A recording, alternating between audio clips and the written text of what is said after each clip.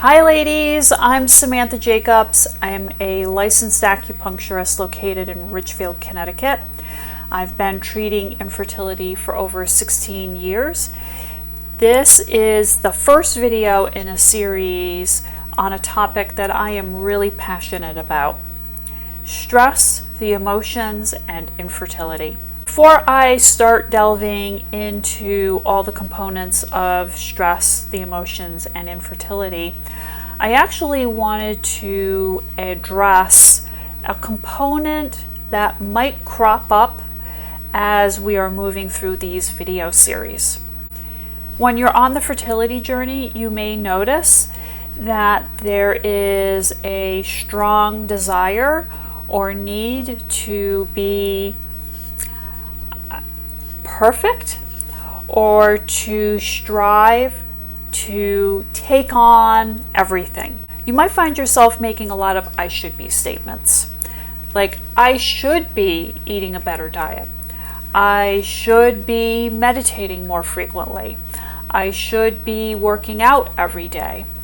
I should be able to take on all this stress and still sleep at night. And I say with tongue in cheek because women on the fertility journey are the most driven women I have seen in my practice. What's going on here is a stress response. And I've nicknamed this stress response the perfect woman. The perfect woman is actually a figment of our imagination. We form and develop her as we mature and grow. We collect bits of information from places and things that we've seen and heard, and we make this perfect woman. And she sets the bar for us. She is the standard that we hold ourselves to if we could reach that level. The perfect woman, she knows when to say things at the right moment and the right time. She has all the right questions to ask the doctor. She has absolutely no problem eating a gluten-free, dairy-free, caffeine-free, wine-free, chocolate-free diet. So we are often measuring ourselves to the standard of this perfect woman that we have developed in our mind. When the perfect woman appears to us, she crops up in our mind, it is actually a stress response.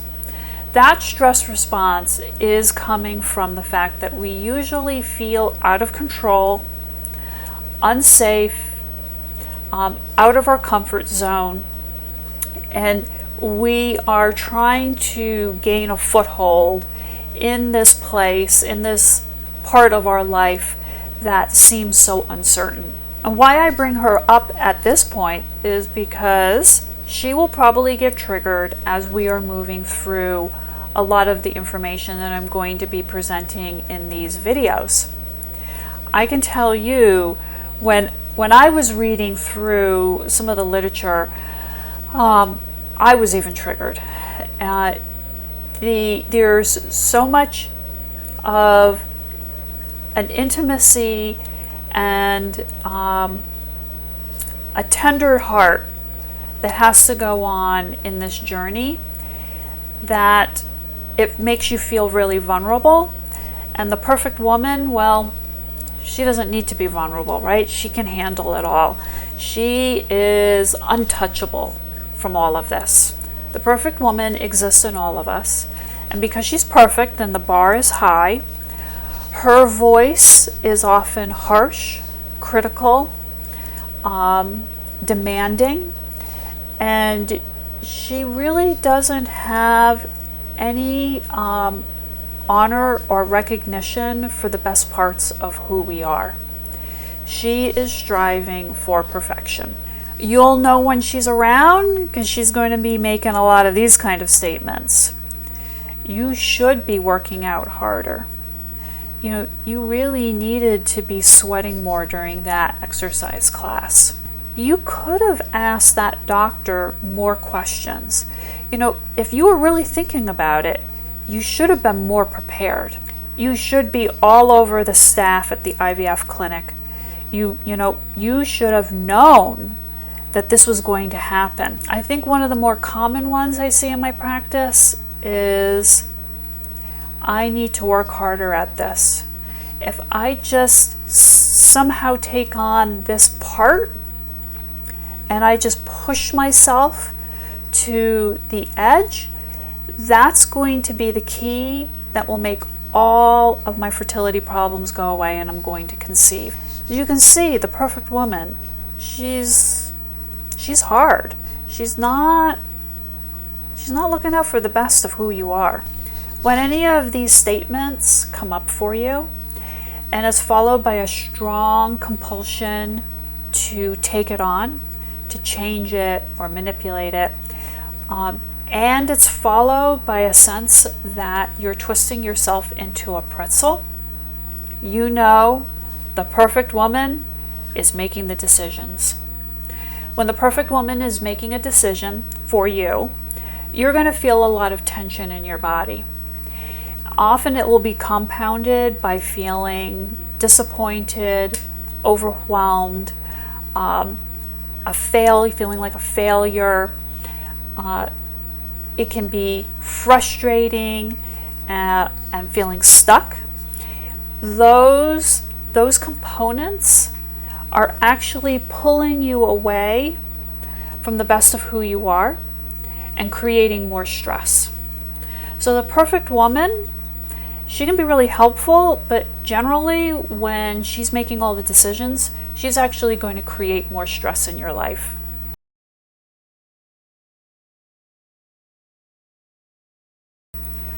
One, only take on what resonates with you.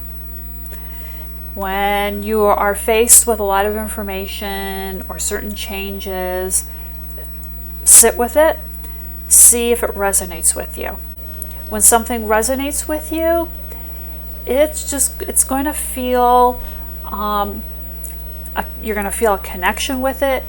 You'll feel that things are vibrating at a higher level for yourself, and that it just calls to you to take it on. 2, avoid expectations. So I could do a whole video on expectations. Expectations do not serve us well. They have an energy field around them that generally is draining, heavy, a sensation. I've heard women talk about feeling like certain parts of the journey is like a backpack filled with rocks. So anything where you feel it's an extra burden is probably an expectation, and that is an indication that the ideal woman is in control of making decisions. 3, it's okay to let go of the perfect woman. The perfect woman is a stress response, and the easiest way to let go of her is to breathe.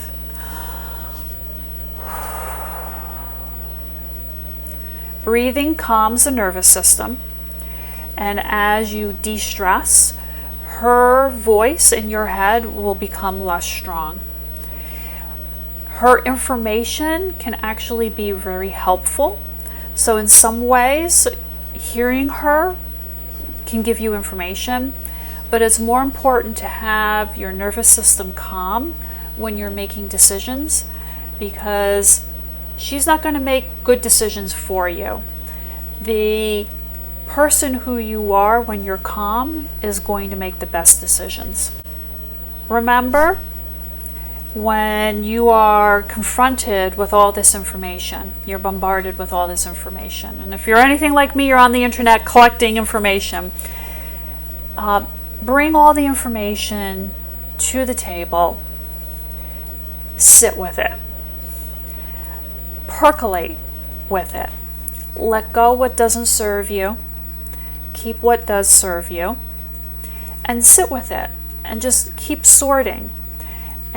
Find out what resonates with you, what connects with you, and then take those components and bring them into your life. Those are going to be the things that are going to bring out the best in your fertility. That's the direction you want to go in. Why? Because when something really resonates with you, it's only going to really nurture the best of who you are. It's going to improve your fertility of your mind, heart, and soul. And that is a component of being fertile. I appreciate you listening, and I wish you the best on this journey. Thank you.